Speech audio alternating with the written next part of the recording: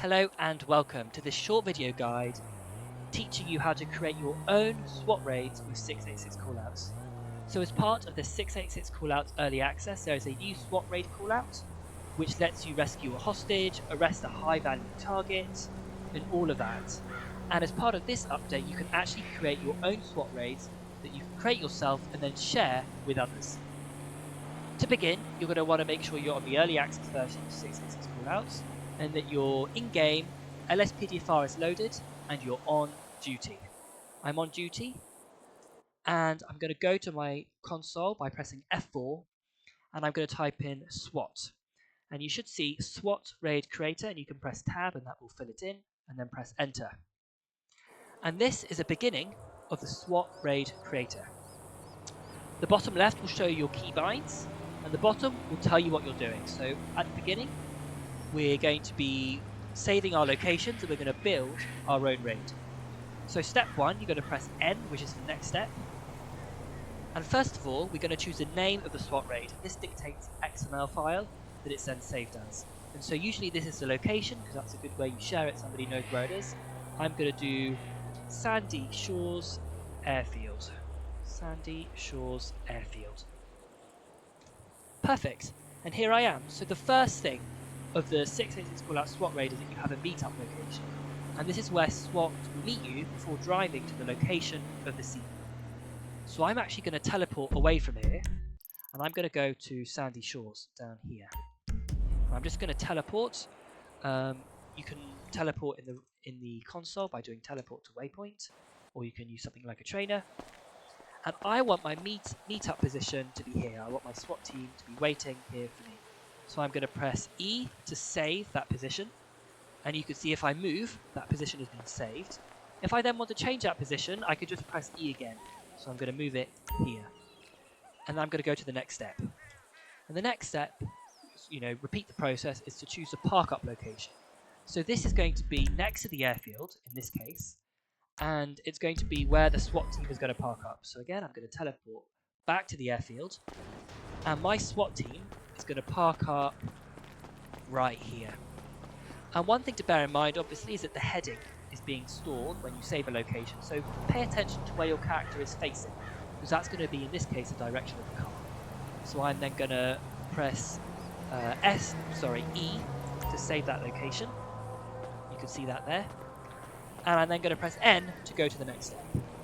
So now I can choose the walk location, and that is where the SWAT team moves to after they park up. So the SWAT team is going to park up here, and then I want them to walk discreetly, obviously, to about, let's go maybe here. And then when you're happy with this location again, you can press E, and you can go to the next step. Now we're going to set the central location, and as you see at the bottom, this is used as the map blip on your mini-map in the bottom left, or there's an event in the SWAT raid where enemies rappel down from a helicopter, and that will also use this location. So if I'm doing the airfield, I'm going to have this position as my central location. And again, you just press E to save it, or maybe I want to move it a bit further down. I'm going to press E here, and then I'm going to press N for the next step. And now we're going to set up enemy patrol locations. So 686 callout makes sure that the SWAT raid is a dynamic callout, which means that the heads will be moving about when you get there. Not everybody's just standing still. Obviously, if you wanted that, you technically could do it, and I'll show you later. But first things first, we want to add enemy patrol locations. So this is where enemies are going to move between these locations, patrolling the area. So I might have one enemy here, and again, it's the same process. I'm going to press E. But you can see in the top left, I can see how many I've saved so far. And of course, all the markers that you're saving remain in your world, so you can see the SWAT raid visualized. So I want the enemy to patrol from here, maybe to inside the warehouse. Maybe they want to have a look this way. And again, pay attention to where your character is facing. So I'm going to save that location. Maybe they also patrol around the back of this warehouse. Maybe around back here. Yeah, that's a good spot. And maybe my last location is actually going to be up these steps, looking down onto the airfield from here. Perfect, so I've now got 4 patrol locations, and the enemies in the SWAT raid will patrol these locations. I'm now going to go and press N for the next step. And the next step is enemy static location. So enemies will hold these positions and they won't move from them. So I might do one here, and I'm going to press E to save that location. And as you can tell, for the enemy patrol locations and the static locations and some of the next ones, you can save multiple. And that's because instead of like the central location where there's only one, the patrol locations, the static locations, there's multiple. So you can go around and you can press E to save multiple locations. So I might have 2 static guards, and you can see from the blips, from the markers on the map, they'll be facing you. So I'm happy with that. I'm only going to have 2 standing still. I'm going to press N for the next step. And I'm going to add now special locations. These are hostages, gang leaders. So these are where they're going to stand. One thing I would like to point out is that if it's a gang leader's objective to the SWAT raid, so that means you're going into the SWAT raid and you have to arrest 2 gang leaders. It will use one location, but then it will spawn the gang leader facing this location. So if I was to use this one, and I'm going to press E, that means the other gang leader for the gang leader objective is going to be like this, facing that position. So maybe I'm going to add one more. Where would be a good place to hide the hostage? Maybe behind this crate. Yeah, I'm going to do that. I'm going to do that like there. And I'm going to press E to save that. So I've got 2. I only want 2 for this location. I don't want to make it too sophisticated. And then I'm going to go to the next step. And now I can add hidden locations. And hidden locations are for things like intel. So an objective to the SWAT raid is you're recovering intel, like some drugs or some money. Or there can be hidden bombs in the SWAT raid. And maybe I'm going to be cheeky and I'm going to hide one right behind here. So the player's going to walk in. And there could be some intel or a bomb right here. And I'm going to save that. Maybe the other one I'm going to do, yeah, maybe around here behind these tyres, because I don't think the player's going to come here immediately, so I'm going to save that location. Fantastic. And then I'm going to press N for the next step. And this is the last step, which is sniper location. So you can choose where a rooftop sniper might be in the SWAT raid. And so if I was a rooftop sniper, or a sniper anywhere, I wonder, the sniper's going to lie down, so ideally you want somewhere flat. So can I go up here? And I might have my sniper, maybe, I'm hoping they've got good aim, and I'm going to put them facing here, and they're going to shoot the player through these stairs, through this gap, which is obviously going to force them to go into the warehouse, which is where my bombs are. But anyway, so I'm going to save this location by pressing E. And you know what? This time, I think I only want this one sniper location. I can't really think of any. And so now I'm going to press N for the next step, because I only want one. And now the raid is being created, and the raid is called Sandy Shores Airfield. And now you can, as it says in the bottom, review markers and save the raid when ready. So if you're happy with this, you can have a look around, you can check. You know, the red are my enemies, the yellow are my hidden locations, the purple are my special locations, like the gang leaders, the high value targets. I think that's good. And so now you can save it, and you can just press N. Perfect, so that's it.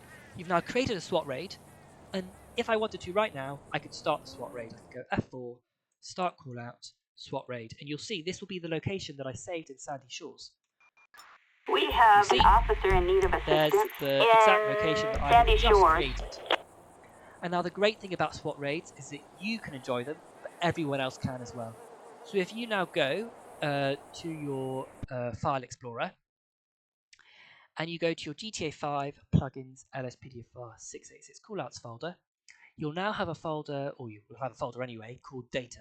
And if you go inside data, you go inside SWAT raid, you can see all of the SWAT raids are stored as XML files. And so this is a custom SWAT raid, so it's got the name custom appended on it. You can rename it if you wanted to. But if you open it up, you can see this is your SWAT raid. All the locations have been saved automatically. You see, I only had one sniper scene, one sniper location, and there it is right there. And so this is what the SWAT raid will use. You'll also see blacklist objectives and blacklist events. And this allows you to choose specific objectives and specific events to run with that SWAT raid. So let's say for that location I didn't want the hostage outcome to run. Maybe I've done a location in interior or something, and I don't want a hostage outcome to work with this SWAT raid. You can edit and add a new objective to be blacklisted. So I'm going to add a new objective, and there will be documentation for all of this. So if you go to my Discord and you go to the members area, which is 686 callouts early access, you'll see a share SWAT raids forum channel. And if you go there, this is where everybody will be sharing their SWAT raids. And it's also where, not just yet at the time of recording, but where information will be on going through this process that we've gone through in the video, a little bit more detail, and also the objectives and the events that you can blacklist. So just because I know off the top of my head, you're going to refer to that Discord channel, but I know that I don't want the hostage objective to run, so I'm going to do hostage like this. And then maybe actually, you know what, let's say you've used an interior for this location. Maybe you've added a new SWAT raid in the salvage, the kind of salvage yard or some interior. I don't know. Maybe that means a helicopter event isn't going to work because a helicopter can't land in an interior. You're going to add an event, and this time we're going to do helicopter backup, and that means that helicopter backup event will not work with this outcome. And so I'm just going to make my XML nice and pretty. But there you go. So this is a new SWAT raid for Sandy Shores Airfield that you can share with anyone. Anyone can play, including yourself. And you've chosen all the locations. You've chosen where the enemies are. You've chosen where the hostage is. You've chosen that actually you're going to blacklist the helicopter backup event. You don't want it. And all of this is customizable. And of course, you can go back in game and you can create any more SWAT raids that you would like. You can create more SWAT raids for interiors, for exteriors, anywhere on the map. Maybe even an island, one of the islands on the map. If you really wanted to, you could. But there we go. This is a new SWAT raid update that gives you control to create your own SWAT raids. Thank you for supporting 686 Callouts. And if you have any questions, make sure to reach out either on Ko-Fi or on Discord. A quick reminder that even if your subscription expires with the early access, you will receive the 686 Callouts Club role, which means that you have access to all these text channels where you can share SWAT raids. So even if you lose your subscription, you can still share and download other people's SWAT raids for you to enjoy. Thank you very much for watching, and I look forward to seeing you on the other side. Bye bye.